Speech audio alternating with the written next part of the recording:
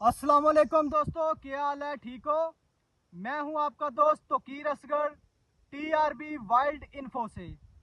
ये आज एक सांप रेस्क्यू किया है। एक घर में था, इसको रेस्क्यू करके हम जंगल में लेके आए हैं। जंगल में रिलीज़ करने के लिए इसका बिल्कुल इसके मुताबिक माहौल है जहाँ पे हम इसको रिलीज़ कर रहे हैं। वीडियो बनाने का मकसद ये है कि ऐसे सांप के पास जाने से परहेज़ करें। बहुत ही जहरीला सांप है। इसकी एक बाइट कम से कम 4 बंदों की जान ले सकती है। इसका नाम इंडियन स्पेक्टिकल कोबरा है। स्पेक्टिकल कोबरा, इसकी गर्दन पे ये जो 2 निशान है इस वजह से कहा जाता है।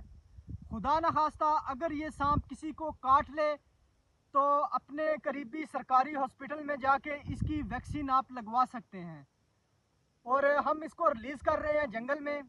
ओके दोस्त, बाय।